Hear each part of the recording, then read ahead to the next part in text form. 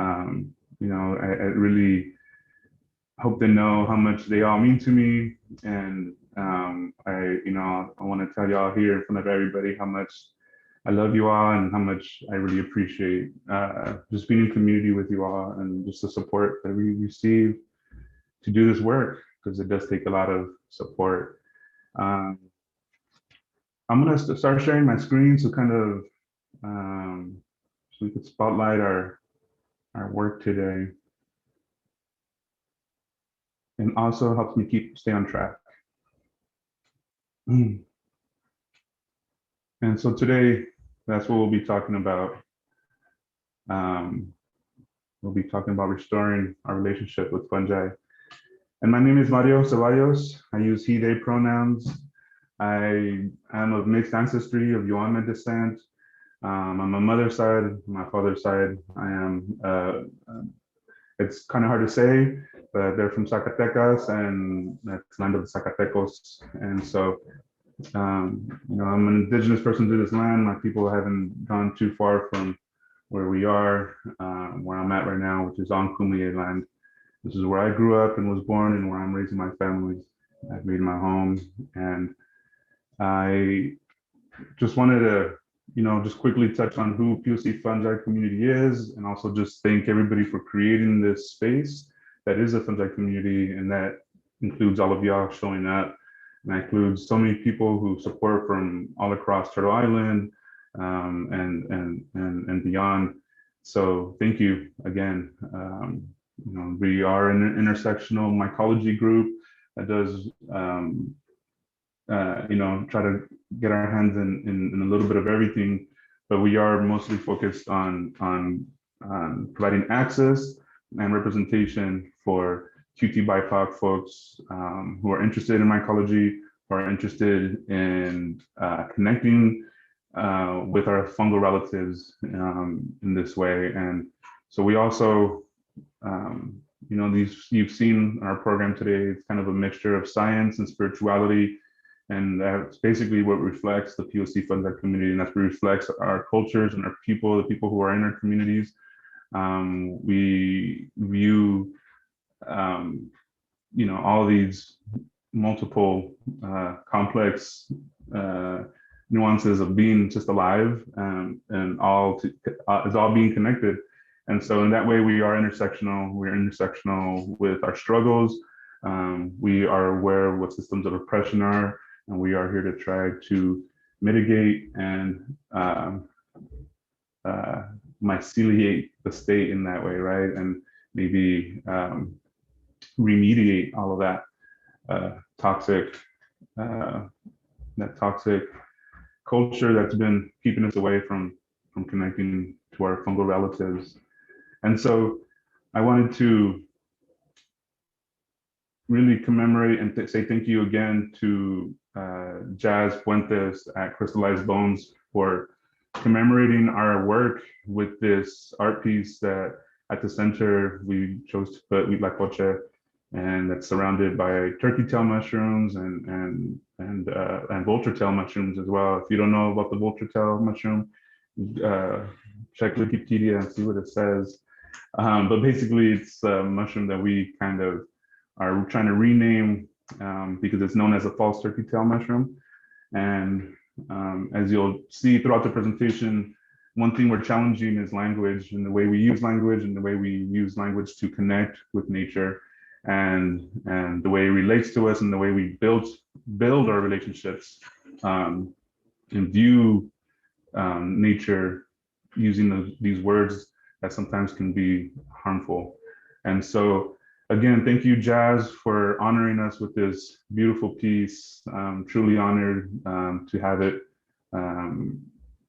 at the center of our theme this year, and of our aim and our purpose of what we're trying to accomplish.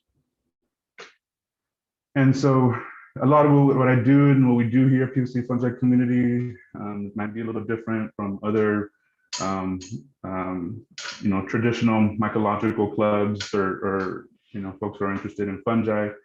Something that's important to us and that we center is honoring the medicine. And like I said, in that way, I do want to honor Samantha from Malinali Wellness. I want to honor Hiapsi Gomez of Senyalitzi Seeds.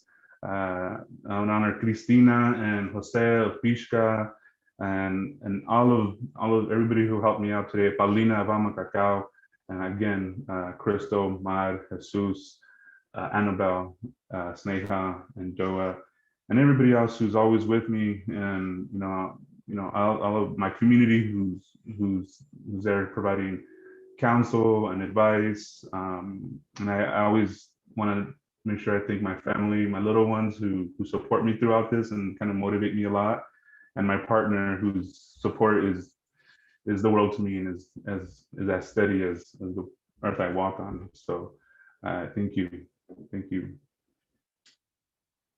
I also wanted to, in honoring our ancestors and honoring this medicine, I wanted to hear from y'all and maybe shout out what ancestors of yours are with you.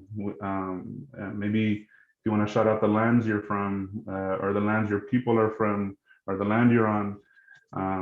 I'd always like to honor my great grandmother Antonia Miranda and my great grandmother Pema Ceballos.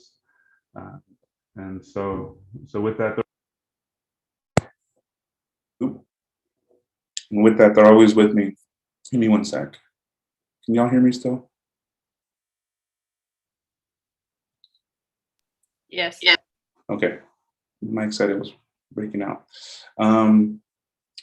So yes, I just wanted to honor those ancestors who are with us, like I said, now, and those who've transitioned. And if you are not sure where your people come from, you are not alone. I rest assured that you, like others here, and oftentimes many people in my culture and community are also feel that. But rest assured, you're not alone, and you are supported, and your community is here, and you're supported by your fungal ancestors, and they've been around far before any two-leggeds have been here. So, fungus and fungi, the world of fungi and mushrooms have all been, for me, a way to connect with my ancestors as well. And so they've offered me that in a time where it's, finding your identity can be hard. And, that was definitely done on purpose. Colonization was designed that way to do this to us. So, our intention is to honor the medicine and the knowledge that our ancestors preserved for us. We come humbly and ready to learn and be corrected when necessary. It's both our duty and responsibility to take care of this knowledge and pass it on to the next generation of medicine keepers. And so, I just want to those who are here, I want to honor you for showing up, doing all the things you did to make you here today, to be present, and show up for yourself, not for me, but show up for the people who are with you, your ancestors, like I said, and never be afraid of who you are. And that's a message that's been coming to me recently.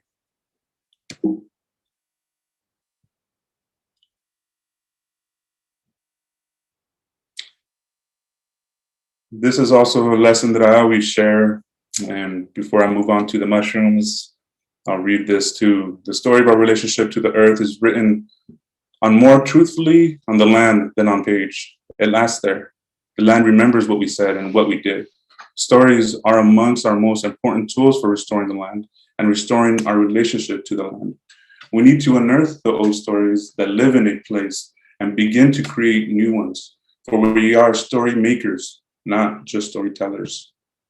And of course, that's Kimmer Betty Sweetgrass, who's near and dear to my heart and work has influenced a lot of what POC Fungi Community is about. I'm going to just address the fact that I'm going to be using the English language, and the scientific names are something people are interested in, Latin names, common names, and indigenous words are all something we're all trying to grapple with. And in that, there's going to be some stumbling. And so I apologize ahead of time for maybe not providing all the names. I try to do my best to look and research indigenous names to things. But unfortunately, being the nature of of academia and the nature of our culture being lost, it's hard to find a lot of these words and translations. So we do rely a lot on English and Latin names, and I think in one way there's a bit of irony in that, but I think there's also something to say about our ability to understand these multiple complex linguistic things that are really just there exist for us to try to make sense of these things, right? So, so I think this languages in that way for helping us understand. Some words to be familiar with today: mycology is the study of fungi. Ethnomycology is the study of fungi in relation to people. It's pretty much what we're doing today. And mycelium is an organism, is a system that decomposes matter and communicates with plants and trees. That's very simply put. Mycelium is a super complex network that's able to create some of the most complex chemical reactions and just the most complex chemistry is what I meant to say. In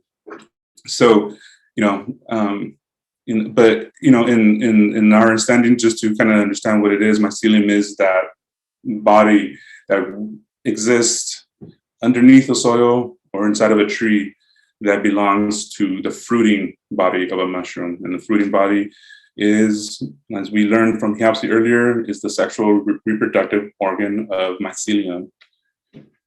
And that system, that mycelium system, to me, when you start to study it and listen to it and see what its function is in nature, you realize it's very reciprocal. It's a very reciprocal, what's it called? Organism. Give me one sec. Let me click out of this thing. Can you all see this Adobe software update? I don't know how to click out of it. No, we can't see it. Okay. Please.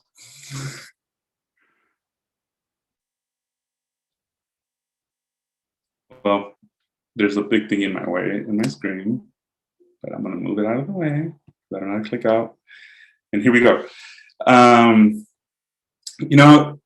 do my best to try to stay away from images of Indigenous people that are in black and white, Indigenous people who are portrayed as something of the past, something that aren't existing right now. When in fact, our people are all over, everywhere, are still here. And it's something that kind of hurts me about some of the mainstream or popular mycology outlets. They tend to maybe either fetishize Indigenous people and culture, or they ended up talking about them as if it was something of the past. And in that way, it does, contribute to our marginalization and erasure. So I'm really against that, in general. But I'm using these photos just to remind folks of our traditions. And, this is a depiction of what of an old marketplace and an Aztec or a Mexica, what that looked like. This is, also known as a tianguis. And so we participate in a monthly tianguis at the Centro Cultural here in Balboa Park and Kumeyaay land. And we, it's something we are trying to, reclaim as a way of sharing. This is also when the farmers would come into town and share their medicines, share their goods, share stories. When you see friends, you share news, you share music, you share culture. And there's this is where that interchange happens and occurs. If you will, this is where new foods are tried and are tasted and traded, and messages come from afar, like I said. So it's something we're trying to reclaim as well in this modern day, which I think is something worth doing. And today, if you go to Mexico, this is something you'll see this view of women primarily invested in foraging for mushrooms and selling them at the marketplace, and it's often the women who have this connection to the land, this close connection to these mushrooms, and have know how to identify them. So I, give me one sec.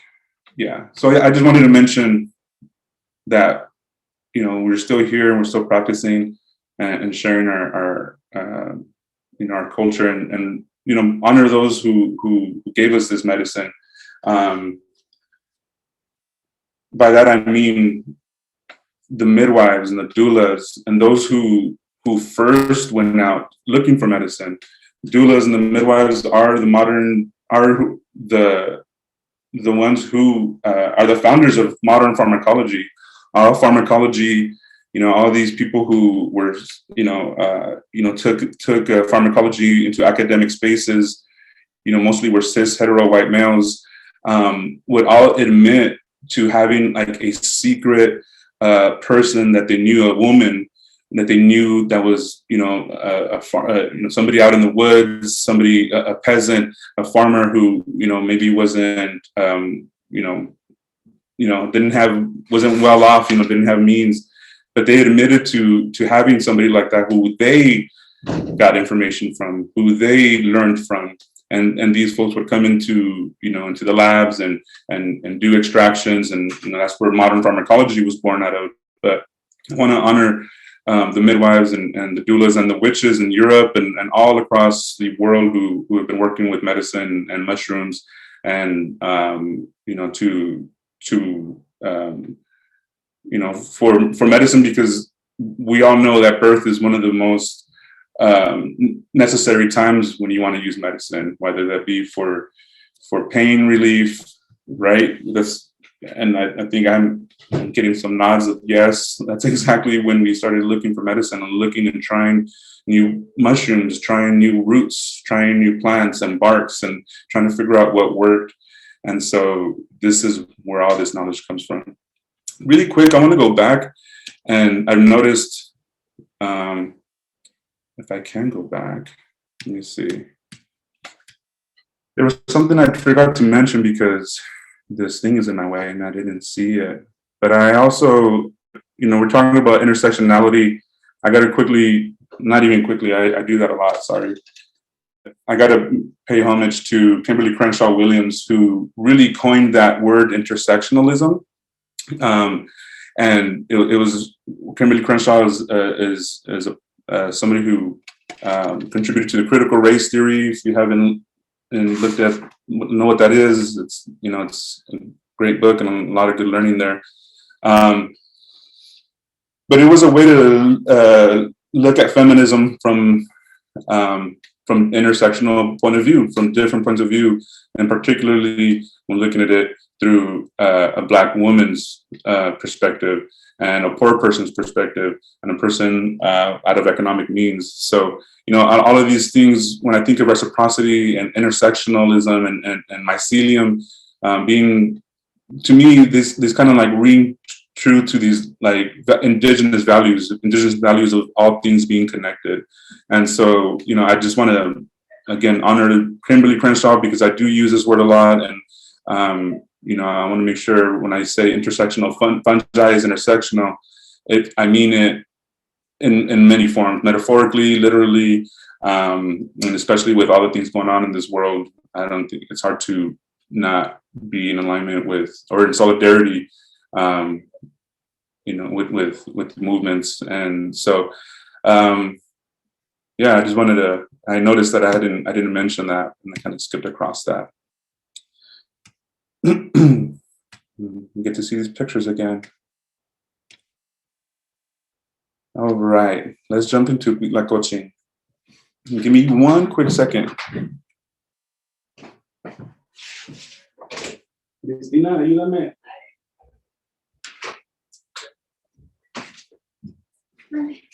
How do I click out of that? Oh, I'm sorry. Thank you.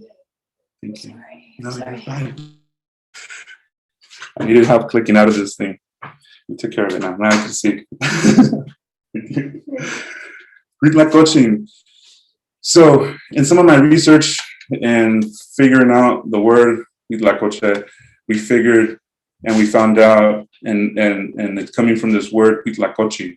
And I'll get into it a little bit more later, and I'll explain a little bit more about that. But there's this kind of push to rebrand it a little bit too. Thank you to Esteban. I hope you're here, and if you are, Esteban sent me this picture. Esteban found this Huitlacoche jarred up. But I wanted you to notice the other name that they have on there for it. And, I don't know. I mean, maybe you know it as corn truffle, but to me, that's a bit of it's a marketing scheme, to put it lightly, or just directly, I guess. And so I cringe at that kind of stuff a little bit. And so there's these different variations. It's Huitlacoche, and I, so it's something it's worth looking at, especially if we're talking about language. There's this need to want to change the name of this thing. I think one, basically because it's misunderstood here in this, on this side of the border. But I think there's another thing. It's here. It's the fungus is known as a pathogen. It's known as a smuts. It's in the species of the smuts, fungus smuts, and there's apparently a lot of them. So and it got that name because it's considered gross, and so maybe you want to say westernized or and more in particular, specifically, it is American culture that doesn't really appreciate it, so they named it corn smut or sometimes devil's corn. But to lighten that and to make it more appealing, they started changing the name, and corn truffle was one of them.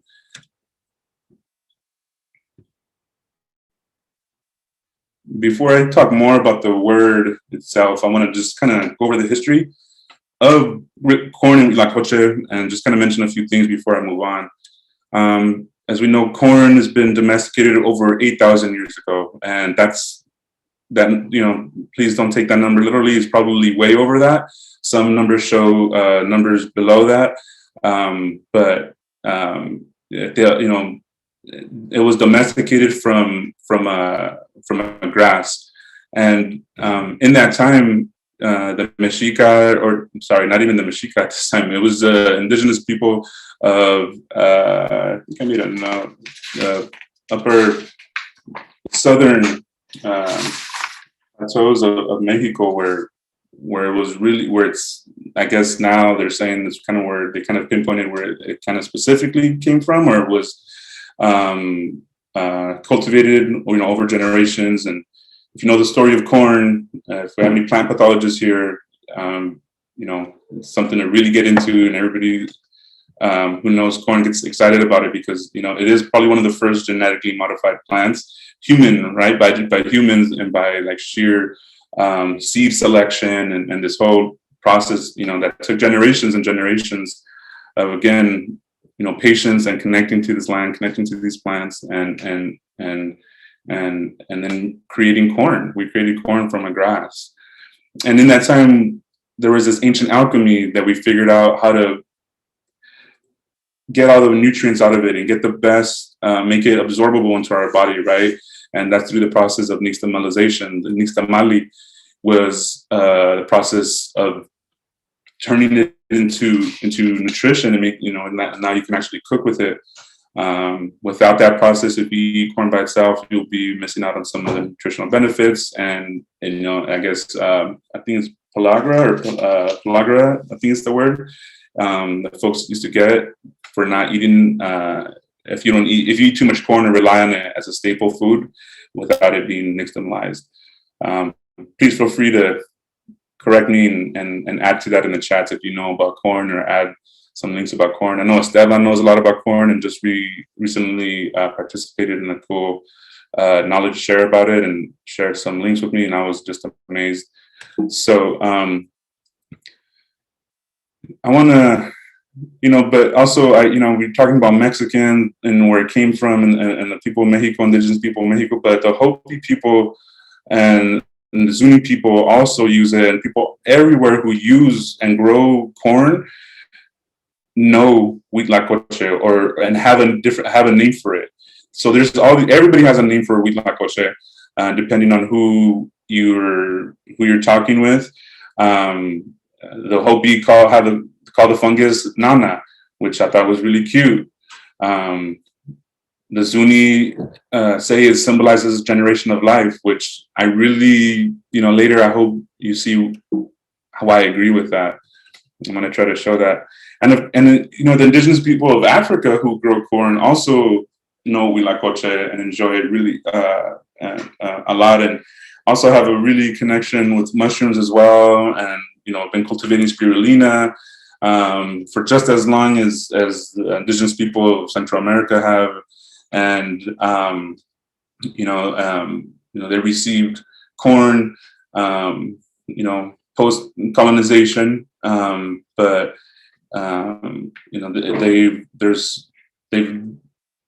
corn loves Africa basically, and there's different hybrids and varieties of corn there, and the people there use it and love it, and like I said, also love and know Huitlacoche.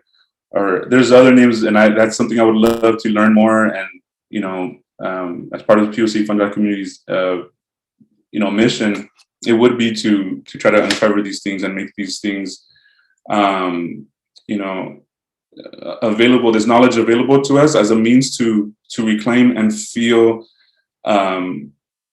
this connection and ownership to this food, to this knowledge, as opposed to it being othering, and as opposed to it falling into the commodification, which is happening basically, with people going to Mexico and to Oaxaca and learning these recipes, bringing them back home to the United States and opening up their own restaurants and selling it with different names and different things, and completely erasing people and their connections. So I think that's why I say it is time for us to be the ones that do the research, be the ones that are out there representing these fungal relatives, these plants, these ways in a good way. Because if you haven't noticed, it is falling into the wrong hands, and with commodification and capitalism, it's bound to just be lost to that. So let's do our job and make sure that doesn't happen. And of course, Huitlacoche, it evolved with Teocintli, which is Teocintli is the grass, Zea mexicana, is the grass that corn came from. And so Huitlacoche, Ustilago myadis, which is the scientific name for Huitlacoche, infects only Teocintli and has evolved with the plant and only affects corn. You can't grow it on anything else. You can't grow it in any other, it won't grow in any other grain or cereal or any other medium. In lab settings, they can keep a culture alive, but not at the Huitlacoche stage, at the stage of it budding, or if you want to say fruiting, if you will, but that's probably not an accurate description of what it is, but it won't produce the edible portion that we know as Huitlacoche and are able to eat. It only happens with Teocintli and corn. Specifically, corn that's non-genetically modified and that has no fungicide treatments. I need to mention that. And that's why it actually grows and is still popular in Mexico, because as you know, Mexico outlawed or doesn't allow, I don't know the quite wording for it, but non-GMO, they're non-GMO corn, so none of their corn is allowed to have be GMO grown. So yeah. So the problem with marketing and language, I'm gonna get into this a little bit, and I'm sorry. Again, this topic can be a little heavy. As far as colonization goes, if that's not triggering for you, you might be living with some privilege, but it is to me. So this is, the problem here. It rings true, in a deep level for me, and for people around me who feel the same about it. During, I think it was last year around, I don't know, maybe like summer, when this person, Mushroom Mike, got kind of popular. There was this article printed out about him, about the way they're discovered how to cultivate Huitlacoche and corn smut and all these things, and how they received these grants, you know, to learn how to grow it, and that way these, you know, they could provide, you know, these high-end restaurants in Chicago and New York with Huitlacoche, which, I mean, you know, in a way it sounds kind of cool, but, you know, yeah, you know, it was problematic for many reasons. And again, it was giving credit to this person who was taking credit for, you know, learning and discovering how to cultivate it. And as we all know, that's not true. It's cultivated in Mexico. And, you know, it was kind of a puff piece. And it didn't get much attention. I mean, it got attention from like the mycological world, and I looked at it and it pissed me off one day. But you know, I followed the money a little bit, and I figured out the person who found, you know, who provided these grants was Rick Bayless, and there's these, I mean, people really love this person. He's on PBS, and he's you know, respected, but he was also somebody who's been, you know, who does a lot of Mexican culinary work. He's a Mexican chef. I don't know if he's Mexican. I don't know too much about this person personally, but I know they're very popular and respected in the culinary world. And you know, they push for this you know, this rebranding of Huitlacoche. In 1989, the James Beard House dinner, Josefina Howard from Rosa Mexicano, which was like a really popular restaurant in New York City, if you know it, and it's good. And I'm there, maybe take me one day. But, you know, this is the restaurant that that wanted to call it Mexican caviar.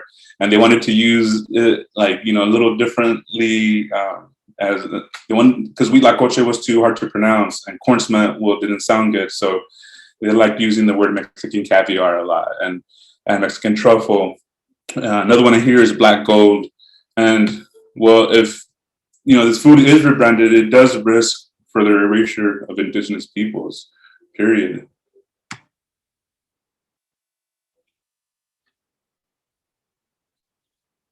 We'll take a deep breath there.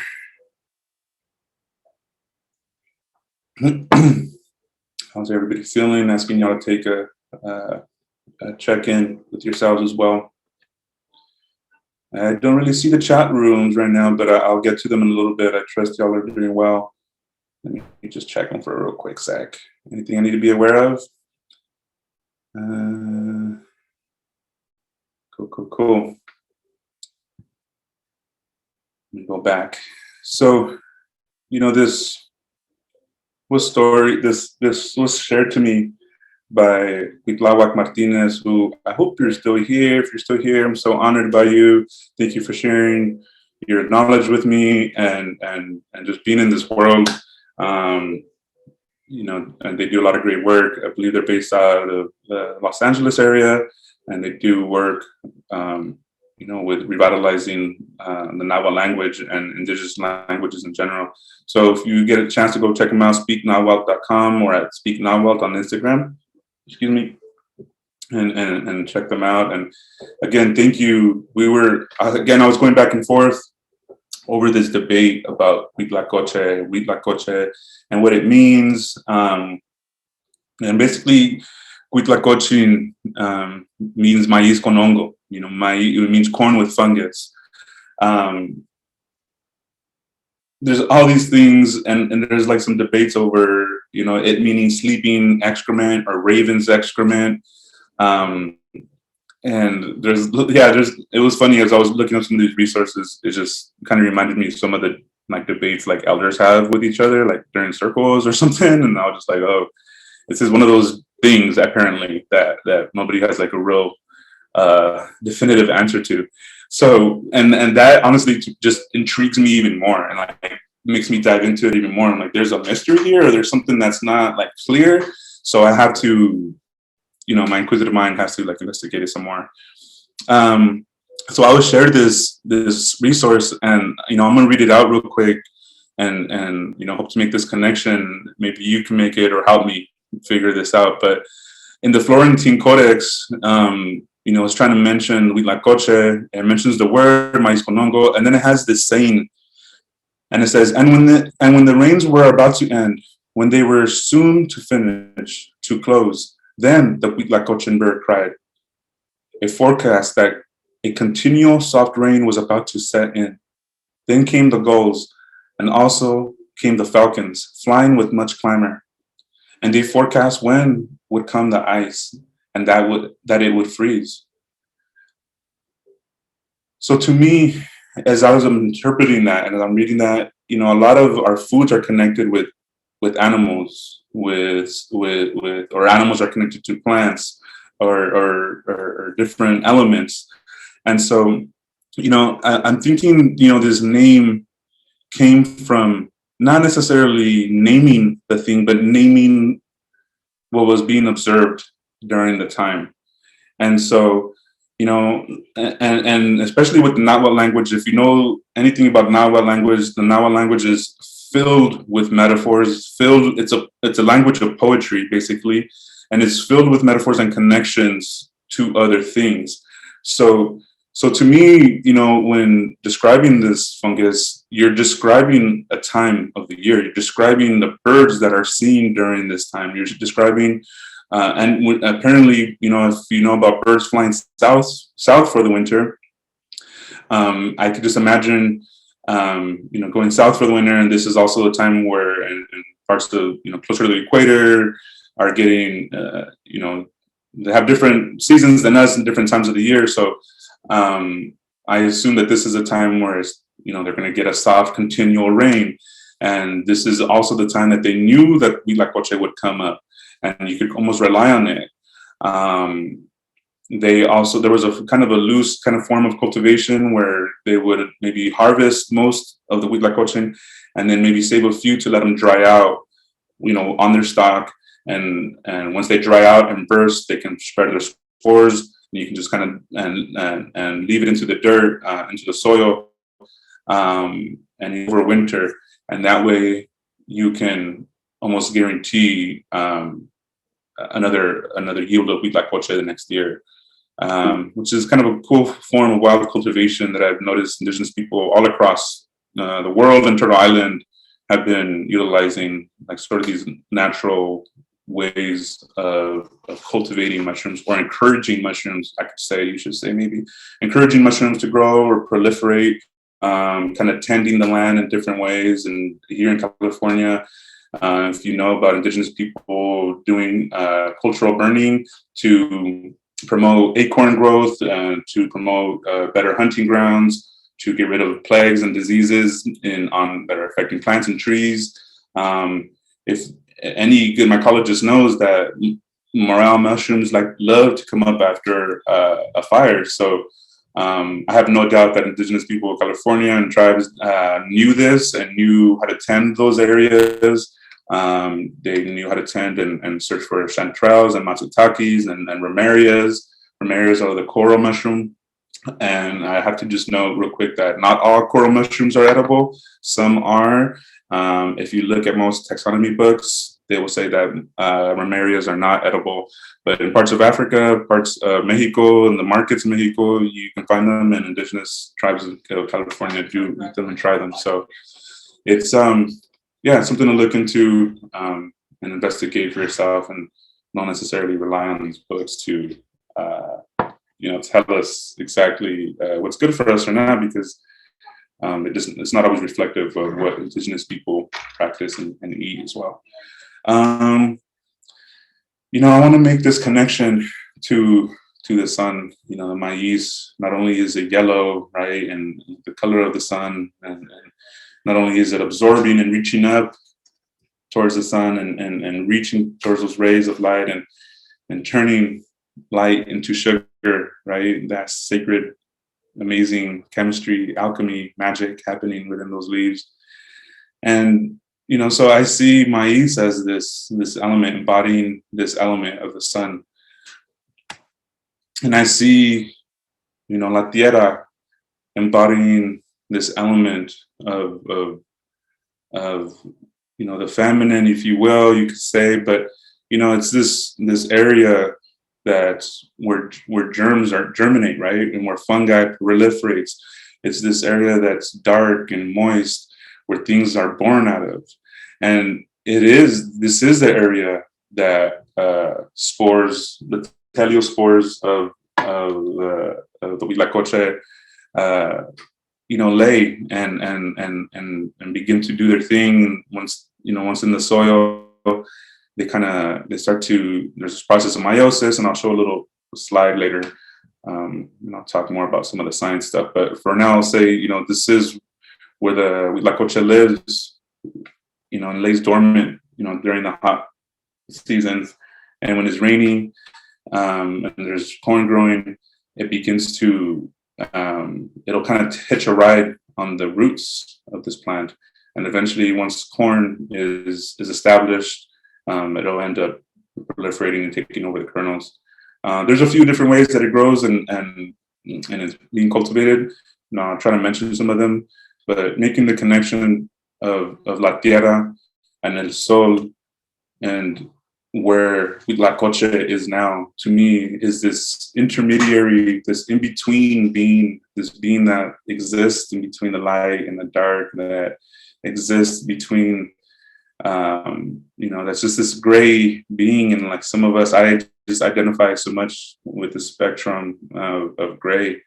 As for me, things aren't black and white, and my understanding of what we're going through in this world and what my place is in this world has not been one to see things in black and white. So, in many ways, this work that we're doing of in between worlds and of this intersectional work or pluralistic work, multiple understandings, this Huitlacoche basically embodies that and lies right in the middle and provides this like beacon, for me at least. And I hope to share that medicine with y'all and hopefully, assist with you in a good way and can help guide you in your path and your understanding of our existence, and maybe you could provide us with sustenance and guidance in that way as well. So thank you, Huitlacoche. We honor you. Thank you for being with us and waiting for us to remember you again and connect with you again, as you've been dormant. And we may have let that happen, or maybe it was taken from us because of the corn industry and its need to eradicate pathogens or things that are not seen, that are not deemed fit or good for us. Because, as you know, the corn industry is huge, and 2016 was the largest harvest in United States history. And we use corn. It's grown for feed. It's grown for oil. It's grown for fuel, and so many different chemicals and plastics and things that come out of corn production. And to me, just thinking about that kind of hurts, because I think about corn, the sacred plant of our people, the sacred food that, even if you look at if you consult any health things now, they tell you to stay away from corn and stay away from beans. And well, I'll never do that. And so don't ever come at me with any diet that tells me to stay away from corn, period.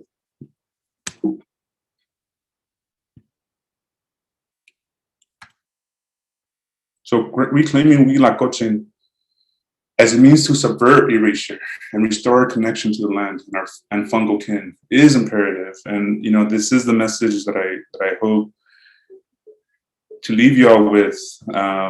And I hope that does this generation something good. If this is all the work that POC Fungi Community was to do, if this is where we stopped and it ended today right here, I'd be happy with that. I'd be okay and proud of the work we've done, because like the mushroom, it's not here forever, and we're here to do our work, and then maybe go back underground and continue that work that's done underground in the dark. But for now, for today, the spring is here and the sun is out, and we're coming out to show you this work and reclaim our connection to our fungal ancestor, Huitlacoche.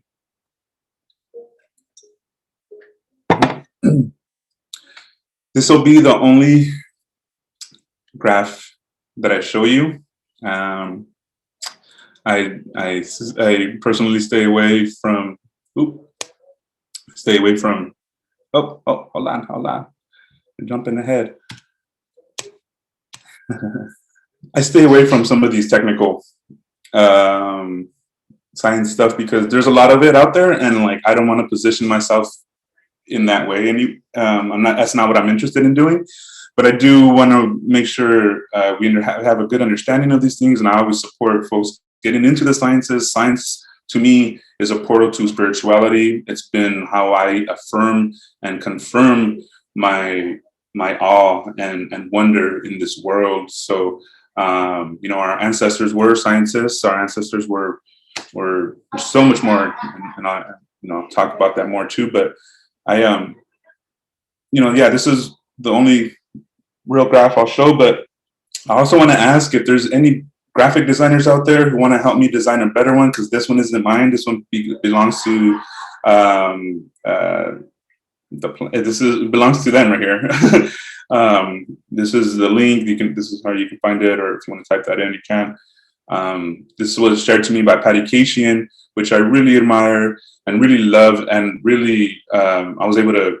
They're a doctor. They're an actual doctor mycologist who studies mycology for a living, and they were able to share some resources with me to make sure I wasn't just doing the Mario thing and just babbling on, but I was actually making some sense and tying in some of this science. So really quick, let me go over this, and so you can try to understand it. But again, if there's any graphic designers out there who want to help me design one of these, maybe I'd make a cool one with some animations. I'll pay you. I pay in mushrooms. We could work something out in trades. It would be great for us to have our own graphic that belong to the POC Fungi that we can share with the world. And in that way, it's, people know that work is coming from us, and I don't have to necessarily reference this academic scholarly article, which I love, and it was great. And if you check it out, it's really good. But nonetheless, we should do our own things, right? And so, give me a hand if you're really savvy with tech and designing. I'd be appreciative of that.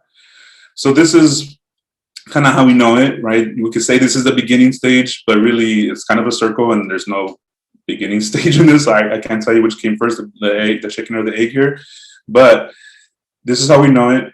When this tumor forms, it's basically it's filled with spores. I'm not going to call it mycelium, but the filament that's inside here that takes over the cell ends up becoming. It ends up eating, at first it eats the cells, and then it ends up transforming itself into spores. And then these spores are like this dusty little, it's like little dust, basically. And when they release, they go out into the air or into the soil, and there's these little teleospores. When the conditions are right, meiosis occurs, and they begin to kind of send out these little cells. They're basically multiplying. This is a Basidia, basically, and they are in the Basidia mycota family or genus because of this here. This is the only reason. Normally, mushrooms have a Basidia. Usually they're found on gills or different things. But anyway, I'm now getting too technical for my own good too. So this is the Basidia. It releases a spore. Go back. And at this stage, when it's budding, can be held indefinitely in an artificial media. So on some sort of agar, something like that. But it can just stay there. You can't do much with it. At this stage, there are folks who do use it here and will make a syringe filled with the budding or the spores. They've even done it at this stage, just collect a handful of spores, or not a handful, but like a syringe full of spores, and you inject them directly into the plant cell wall. and hope that, or directly into the corn, and hope that it takes. It usually does, and it'll infect the whole corn. And naturally, in nature, these things, these budding, these telespores, they end up creating, these male and female, if you will, parts, and there are these cells, and they begin to look for each other, basically through pheromones, secretion. They find each other, and they create this injection and filament. And now they could be hanging out on the surface of the plant and kind of start trying to get in where it fits in. A little ode to my Oakland folks, trying to get in where it fits in, and finds a little hole, finds an opportunity to get into the cell wall, and that's when it begins to, germinate in there, if you will. This is when the stage that it does become a plague. At this point, it's not considered a pathogen. It is at this point that it's considered a pathogen. And so over here it's considered saprophytic, and I keep doing that. I need a pointer, y'all. Anyway, I'm gonna just hang on there for a second to see if y'all have any questions before I move on to the next thing. I'm gonna open up my chats for a sec. Or do I have anything pending, chat room facilitators? How are we doing? Just checking in. Not much in the chat, Mario. Oh, thank you. It's great to hear your voice, by the way, Snipe.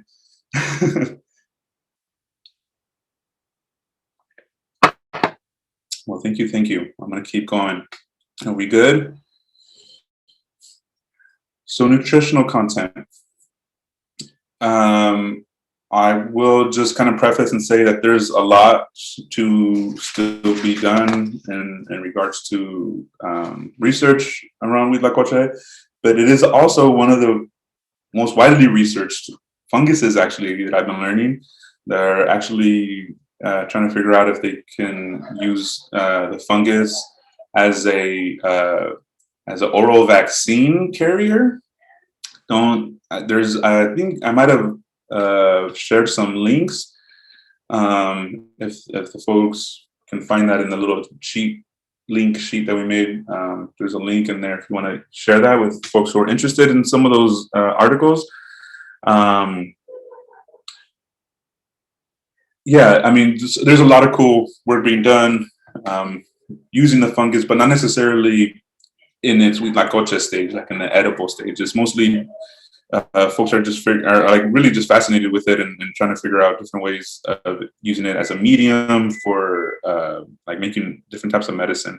A little bit beyond me, so I'm not going to try to get into what that actually means. But for the most part, we know that it's really high in protein, and it's one of the only foods that has lysine in it. Like non-animal foods is what I want to say, because lysine is an amino acid that's usually found like in meats and poultry, cheese, sardines, spirulina. So folks who are on a vegetarian or vegan diet don't usually get too much lysine. There's a few other things that have it, but maybe not very high amounts of it. But Huitlacoche is actually really high in lysine, and actually can provide a sustained full spectrum, I guess, if you will, diet for those who are vegan or vegetarian, or who don't have access to meat or cheese or poultry, for that matter. It can sustain you and provide all the nourishment that's needed to be strong and thrive. Not even just to provide enough to sustain you, but really to nourish you, keep you going, keep you climbing mountains. I did a little video, I hope it plays well, of me cooking with Huitlacoche. I hope you enjoy.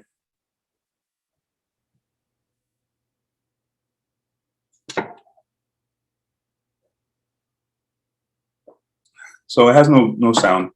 I plan to talk over it. I just wanted to show, if we were in person, I'd be passing around some Huitlacoche, and we'd be tasting it, we'd be eating it, and we'd be really trying to connect with it. But I did my best to try to get some good shots of it and show you what it looks like. And a lot of people look at it and are like, oh, I can't do it. And I won't lie, I wasn't sure if I was going to be able to do it at first too. But I was really eager to try it and make it a part of my diet and just welcome. I wanted to welcome it right into my life. So it was really good. Actually, it's really delicious. I mean, if you like mushrooms in general already, you're gonna love this. It's a little spongy. It has kind of a sweet taste, kind of the way corn does. It does taste like a corn, but the earthy mushroom taste definitely overpowers that, and it is an earthy mushroomy taste. You know, it's nothing you can't stomach. I promise you, it's not bitter. It's really yummy and soft. And like I said, it's loaded with vitamins and minerals and essential fatty acids, amino acids. So it's actually just amazing in that way. Yeah, and there was the other form that I had. It was, you can find it at the market sometimes already, like pulled off the mazorca or the cob. Doesn't stay as fresh as long, but it's still good. And this is epazote. If you don't know epazote, it's a bitter plant.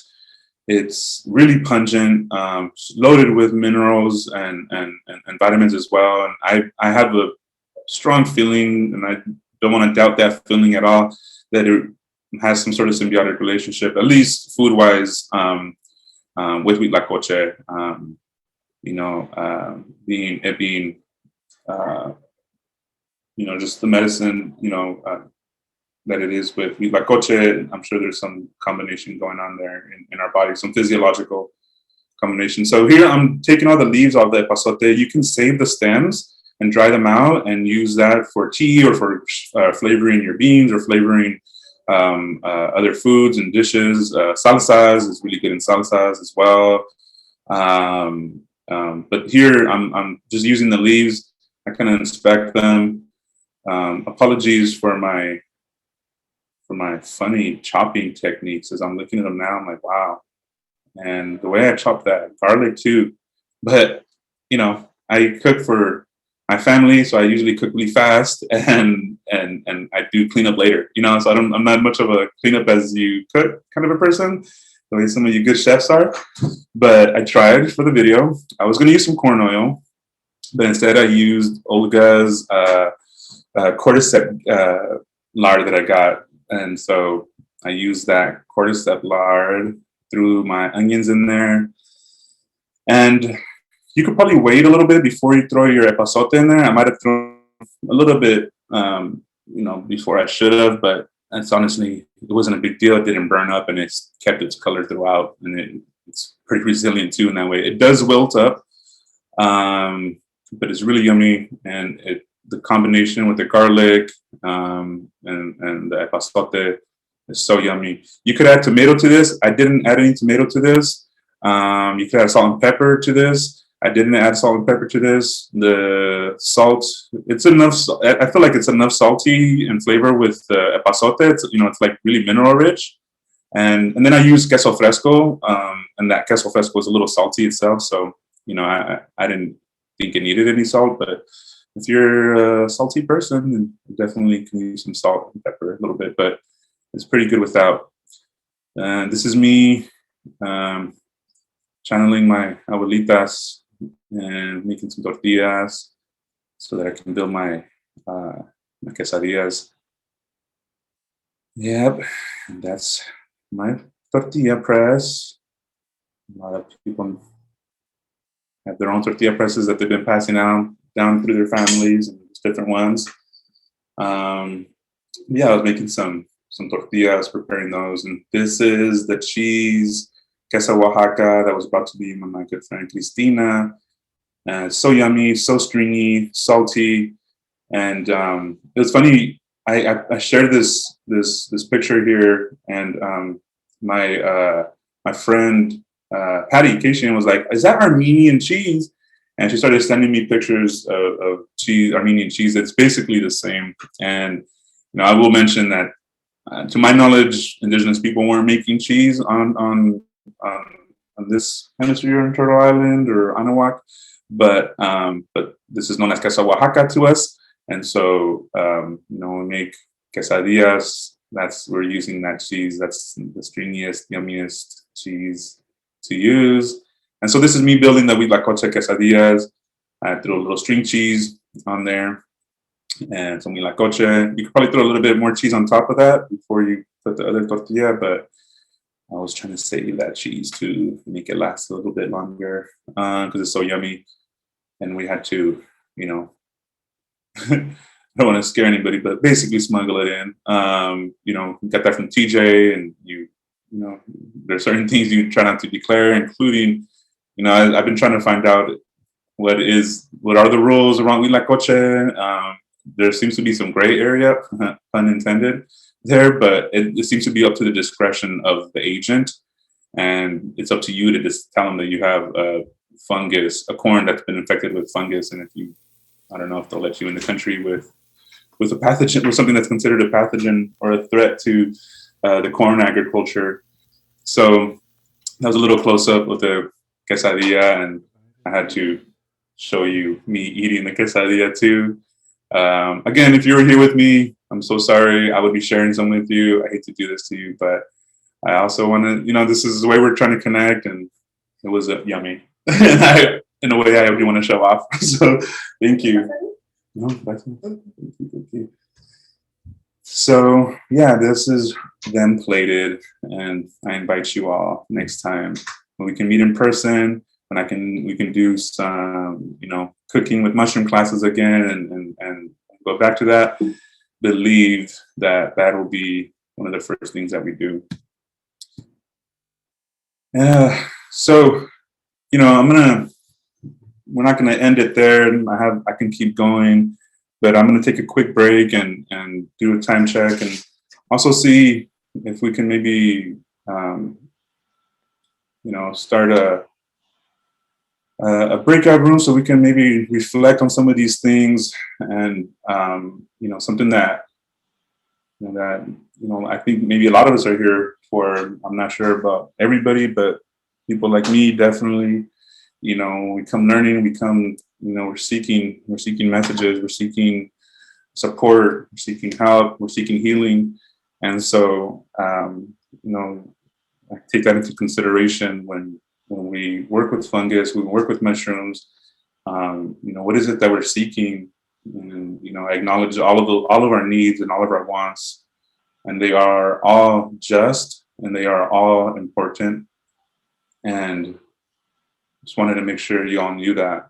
So you know, I want you to embrace those teachings that are trying to come through, and you know, make them your own, let them sit with you the way they will, and let that, you know, my intention is for that message to be drawn out of you, and not for me necessarily to share it here, but for you to know it and feel it, and you know, something to learn that we're trying to lead with is, you know, like, you know, listening or sitting with patients with mushrooms, you know, and because they're so ephemeral, because they're so you know, otherworldly, you know, I think there's so many little lessons to be learned there. So yeah, I wanted to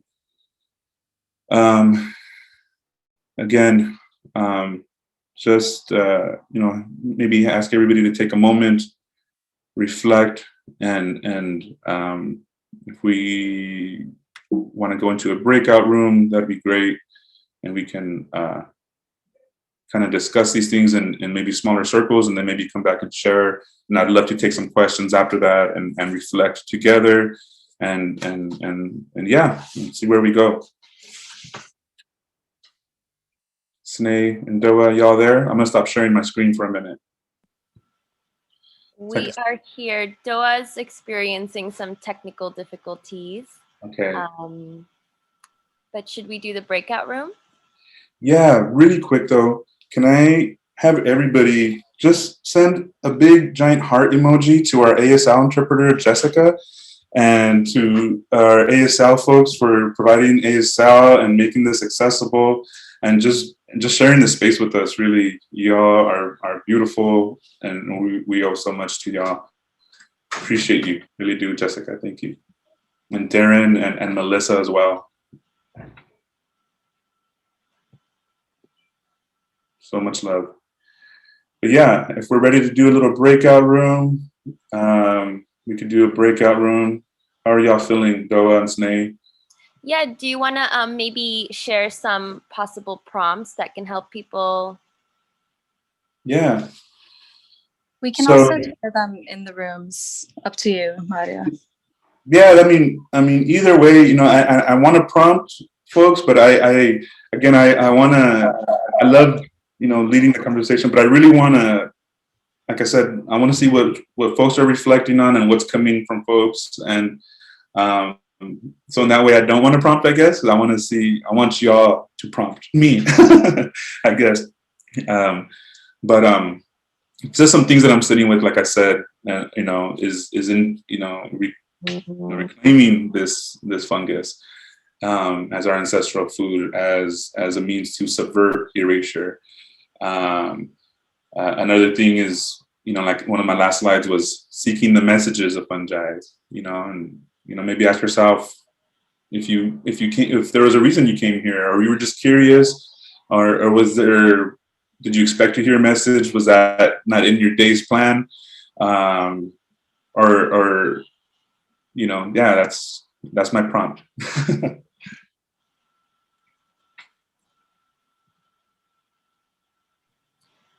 Okay, so we can start the breakout rooms. That sound good? Yeah, we can go to the breakout rooms, and then we can come back here and talk a little more. And I think it'll be good. Well, if nobody has anything else that they want to share right now, I'm going to go ahead and start wrapping it up. Again, feel free to reach out if you want to talk about any more of these things, you know, to myself or somebody else in the community. We love sharing, and the whole point of this is to connect and for us to find each other and support each other on this journey and navigate, you know, academic spaces and the whole thing. So just so much gratitude for y'all to be here with us. You know, something I just wanted to share, you know, along the themes of Huitlacoche and these lessons, you know, we're seeking these messages of fungi, you know, something that I've been sitting with throughout this time, this pandemic, and that itself has been triggering, right? And brings up this ancestral memory, and it's made me reflect on everything our ancestors went through to make it, and to share their knowledge, and you know, all the things that we have and sharing today had to survive all that. And so I thank them all that they were able to carry it and protect it. And now that we're here and that we're able to share it amongst each other, is, to me, I hate saying I can't believe it, because when I say I can't believe it, it's like a doubting my faith. I'm doubting my ancestors that they got me, right? That they're my back, and that what they did to survive and for me to be here wasn't, you know, I doubt that. I doubt that power, you know, when I say I can't believe it. So I want to, you know, share that message with you, you know, that is not, that it's something that's tangible, that connection. It wasn't taken away. It's just right there. It's in the ground. It's in the trees. It's in the earth. And so, you know, just remind us that we are scientists. You know, we are artists. We are healers. We're farmers. We're builders, and we are made of stardust and of light.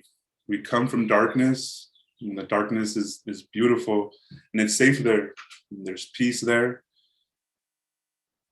There's magic there. And there's so much movement and alchemy and in these places that aren't often seen. But you know, I just want to rest assured that those forces are always with us and moving within all of us. And you know, I always, you know, I want to think of darkness in that way, because it's always providing. I think somebody in my chat mentioned something similar about about fungus always providing and the earth always providing. And I want to remind us, you know, even seemingly in these dark places, you know, there's something coming out of it. This community, it just got stronger. All of our connections just got stronger. All of our relationships to fungi just got strengthened and fortified. And so, you know, with that message, I want to leave you with that message of hope, resiliency, and connection that we've been trying to cultivate here and just trying to share with y'all. And you know, I'm proud of my community and I'm proud of you all for being here and making it through, you know, this just surviving, right? We made it, y'all, and that's something to celebrate. So thank you from, you know, the bottom of my heart. I want you all to, you know, take this deep breath, take all these lessons. There was a lot of energy shared today and so much put out. And so I want to make sure we are taking care of ourselves, taking some grounding steps when we get off this tube, go outside, drink some water, please connect with the earth, and let's let that energy carry us on this next year in a good way and into our lives and into our families and communities. Thank you all. Much love from all of us. Kumeyaay land. Good night. Be well. Thank you. Pass it over to Jesus and Hadi next. Thank you to everybody who helped create this space, all the ASL and our facilitators, chat room, and so many more. Thank you. I'm really choked up by y'all. I'm gonna go cry.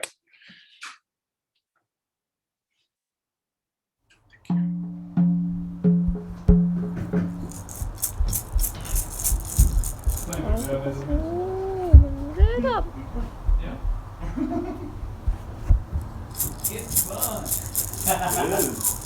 Really. Huitlacoche, Huitlacoche, tú allá y yo aquí. Huitlacoche, Huitlacoche, tú allá y yo aquí.